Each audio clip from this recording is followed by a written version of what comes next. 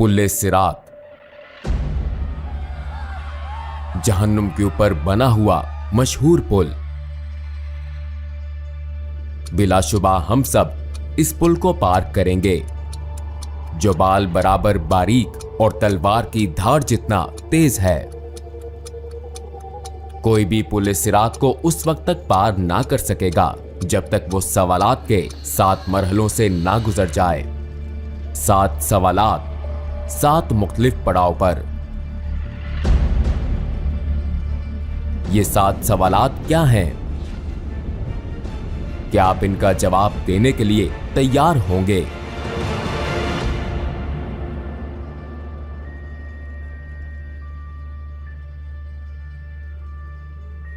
हजरत मोहम्मद सल्लल्लाहु अलैहि वसल्लम ने एक हदीस में पुल सिरात को यूं बयान फरमाया, पुल सिरात को पार करने का इन्हसार हर एक के अमाल पर है।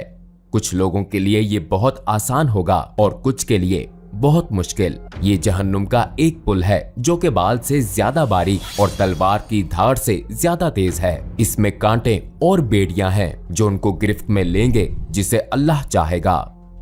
कुछ लोग इस पर से पलक झपकते गुजर जाएंगे जैसे रोशनी की रफ्तार हवा की तरह, या आली नस्ब घोड़ों और सवारियों पर। फरिश्ते पुकारेंगे, ऐ परवरदिगार सलामती फरमा, ऐ परवरदिगार सलामती फरमा। वो लगातार पुकारेंगे। वहां ऐसे लोग होंगे जिनको खराश भी ना आएगी, और ऐसे भी होंगे जिन्हें हथौड़े से मारा जाएगा, और ऐसे भी होंगे जिनके चेहरे आग में झोंक दिए जाएंगे।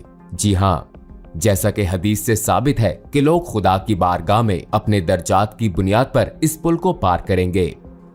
कुछ लोग इसे रोशनी की रफ्तार से पार करेंगे, जबकि दूसरे रेंग कर इस सफर का इख्तिताम करेंगे। जैसा कि कुरान मजीद की सूरा 79 आयत 6 में दर्ज है कि हजरत इसराफील अलैहिस्सलाम 2 दफा सूअर फूंकेंगे, और पहली दफा सूअर फूंकने पर सिवाय उनके जिसे अल्लाह सुब्हानो ताला चाहे, जमीन और आसमानों की हर चीज उसकी हैबत से लरज उठेगी, और उसके साथ ही कयामत बर्पा हो जाएगी।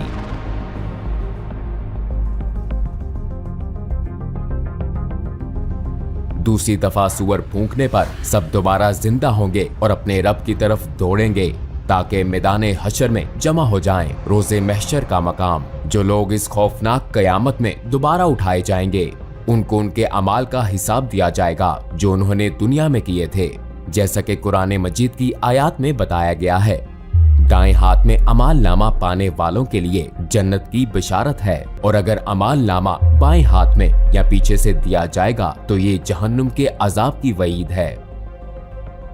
जमीन पर हमारे साथ किरामुन कातिबीन के नाम से 2 फरिश्ते हर वक्त हर जगह हमारे अमाल लिखते हैं, लिहाजा हमारे किए गए तमाम अच्छे और बुरे अमाल हमारे सामने होंगे।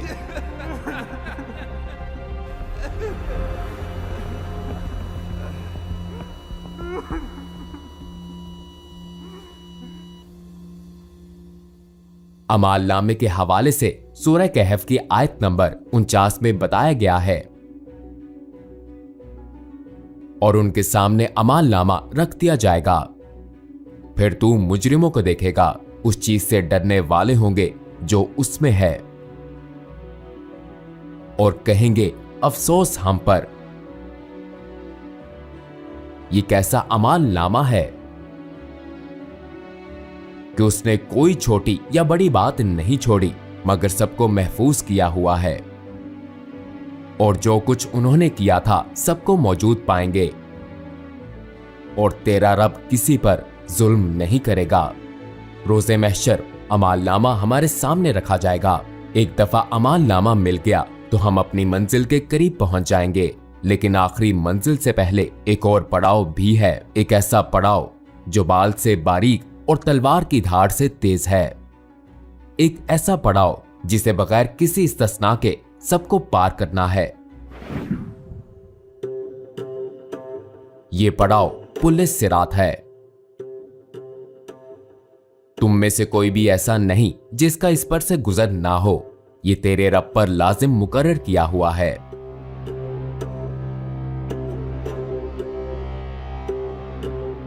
हदीस के मुताबिक सिरात जहन्नुम के ऊपर एक सीधा रास्ता है, हर कोई इस पर से गुजरेगा।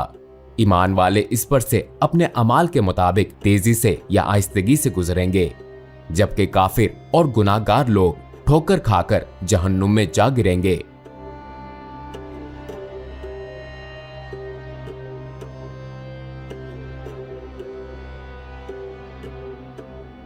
प्यारे नबी सल्लल्लाहु अलैहि वसल्लम ने फरमाया, सबसे पहले पुल सिरात को अबूर करने वाले आप सल्लल्लाहु अलैहि वसल्लम होंगे और फिर आप सल्लल्लाहु अलैहि वसल्लम की उम्मत। अगर लोगों के अमाल अच्छे होंगे तो वो तेजी से इस पर से गुजरेंगे।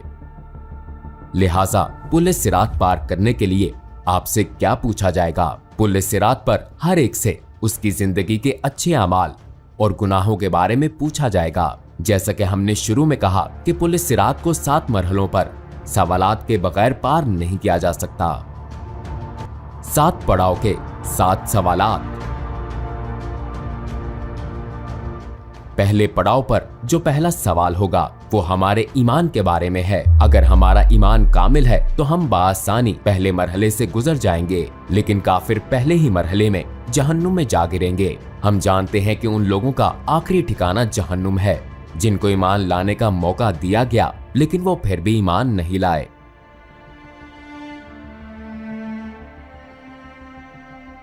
खुदा ने अपनी पाक सिफात और नेक बंदों के जरिए अपना तारुफ करवाया, तो जो ईमान नहीं लाए बिलाखिर उनका आखिरी ठिकाना जहन्नुम है। और जहन्नुम इतनी बेरहम होगी कि जब उससे पूछा जाएगा कि क्या तुम भर गई हो, तो ये चिल्लाकर कहेगी क्या और नहीं है। दूसरे लफ्जों में उस दिन तमाम काफिर जहन्नुम में झोंकने के बाद भी कोई चीज उसका पेट नहीं भर सकेगी।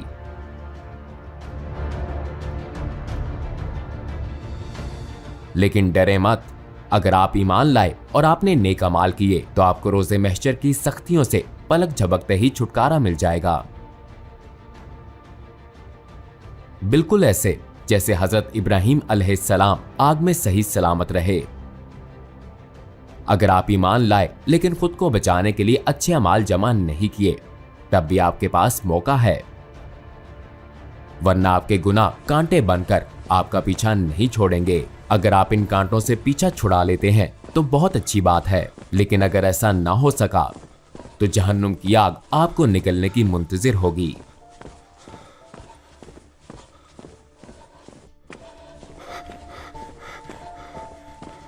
जैसा कि सूरह मरियम की आयत नंबर 72 में दर्ज है, फिर हम उन्हें बचा लेंगे जो अल्लाह सुब्हानो ताला से डरते हैं और जालिमों को इसमें घुटनों पर गिरे हुए छोड़ देंगे।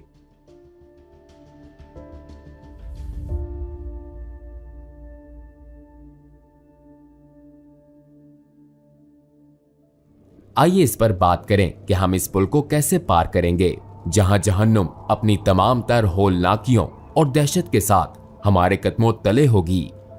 हम कोशिश करेंगे कि इस पर नजर ना पड़े और हमारी तवज्जो अपने रास्ते पर मरकूज रहे। हम अपने इर्द गिर्द लोगों को देखेंगे। एक तरफ वो लोग होंगे जो अपने गुनाहों पर पछताएंगे, जबकि दूसरी तरफ वो लोग होंगे जो जहन्नुम में जा गिरेंगे। वहां ऐसे लोग भी होंगे जो इस दुनिया में रहते हुए आखिरत की फिक्र करते थे, और वही होंगे जो इस पुल को तेजी से बगैर किसी तकलीफ के पार कर लेंगे।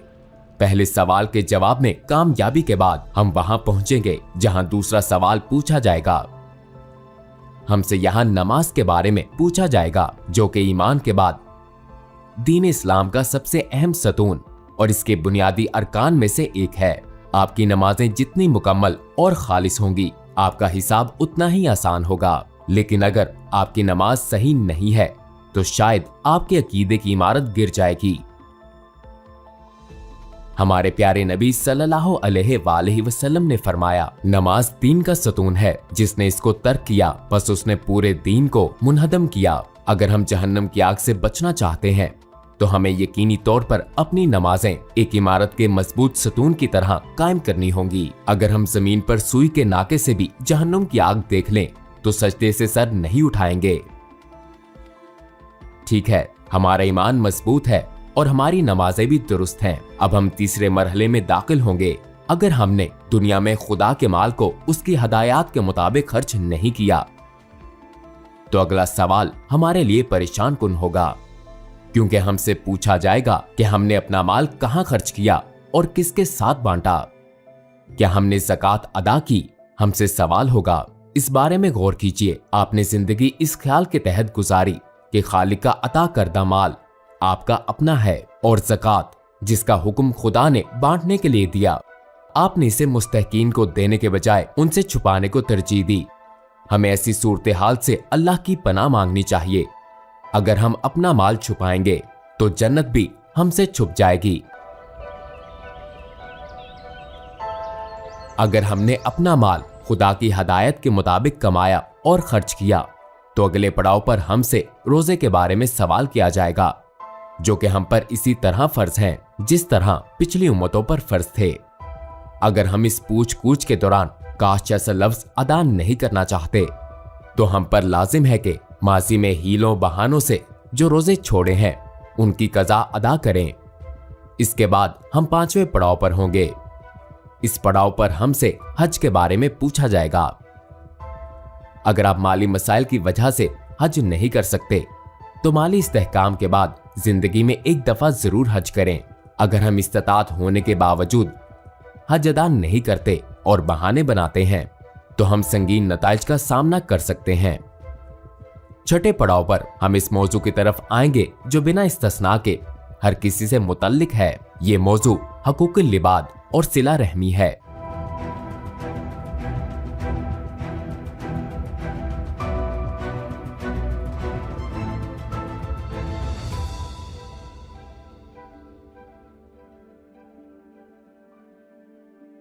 हम हमेशा दूसरों का हक गजब करके उनके हकूक नजरअंदाज करते हैं, ताहम बहुत सी चीजें लोगों के हकूक में शुमार होती हैं। बाज़ औक़ात हम ऐसा ला इल्मी में करते हैं, बाज़ औक़ात हम जानबूझकर ऐसा करते हैं ये समझ कर कि कुछ नहीं होगा। मिसाल के तौर पर हम ये जाने बगैर कि आया ये सच है या नहीं किसी के बारे में बातें फैलाते हैं, लिहाजा हम आसानी से बहतान या गीबत का हिस्सा बन जाते हैं।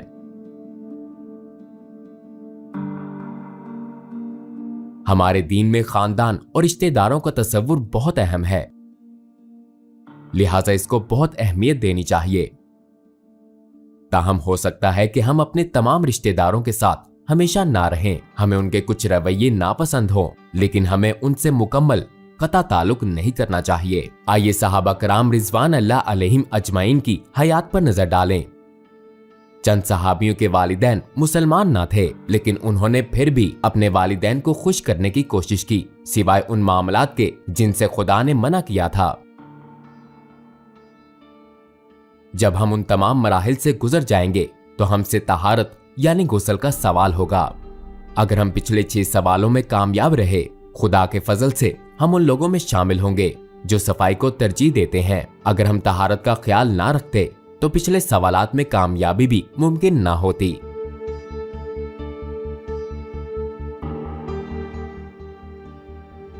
इन तमाम सवालात के बाद जहन्नुम अपने हकदारों को ले लेगी और जन्नत खुदा से अपने रिहाइशों का सवाल करेगी। नबी अकरम सल्लल्लाहु अलैहि वसल्लम ने एक हदीस में फरमाया, बहुत से लोगों को पुलिस सिरात का पता भी ना चलेगा और वो फरिश्तों से इस बारे में पूछेंगे कि वो जहन्नुम और पुलिस सिरात कहाँ हैं, क्या हमने इसे अबूर कर लिया। फरिश्ते जवाब देंगे कि तुम जहन्नुम के ऊपर इस पुल को पार कर चुके हो, लेकिन तुम्हारे अमाल के नूर की वजह से जहन्नुम की आग बुझ गई और ढांप दी गई। कहा जाता है जहन्नुम की आग मोमिनीन से कहेगी, ए मोमिनो मेरे ऊपर से तेजी से गुजरो, क्योंकि तुम्हारे अमाल का नूर मेरी आग को बुझाता है। खुदा की मर्जी होगी तो हमें जन्नत बतौर इनाम मिल जाएगी, जो कि सफर के इख्तिताम पर एक खूबसूरत जगह है, ऐसी खूबसूरत कि किसी आंख ने ना देखी, किसी कान ने ना सुनी, कोई इंसान ख्वाब में भी जन्नत की खूबसूरती का तस्वुर नहीं कर सकता। नेक अमाल के साथ जिंदगी गुजारना इतना भी मुश्किल नहीं है। हमें ज़माने आखिर के खुशगवार हथकंडों से बचने के लिए कुछ खास इक़दाम करने की जरूरत है। याद रखिए कि हमने जितनी बातें कही सब दुरुस्त हैं और लाज़मन वकू पजीर होंगी। तो क्या दुनिया में आरज़ी जिंदगी के लिए आखिरत तबाह करना जरूरी है? ठीक है, आपको किसकी ज्यादा फिक्र है, दुनिया के आरज़ी पुल की या उस पुल की जो अब्दियत की तरफ लेकर जाता है। अस्सलामुअलैकुम भाई और बहनों, हमने देखा कि हमारे 80% व्यूवर्स बाशमूल इस वीडियो के हमारे चैनल के सब्सक्राइबर नहीं हैं। जैसा कि आप जानते हैं, हम एक गैर मुनाफा बख्श तंजीम है और हमारी वीडियोस पर इश्तिहारात गैर फाल हैं। लिहाजा हम सिर्फ इसलिए इसकी दरख्वास्त कर रहे हैं ताकि सच्चाई को फैलाया जा सके। ये एक छोटा सा अमल लगता है, लेकिन इंशाल्लाह ये बहुत से लोगों के लिए रहनुमाई का जरिया बन सकता है। आइए अब सब्सक्राइब बटन पर क्लिक करें और मिलकर टुवर्ड्स इटर्निटी का हिस्सा बने।